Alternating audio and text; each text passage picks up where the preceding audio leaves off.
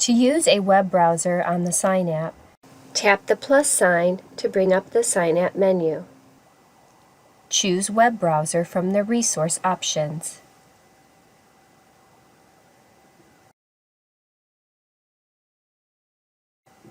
The default page that will open is the UTK homepage. To go to another website, type in the URL on the toolbar.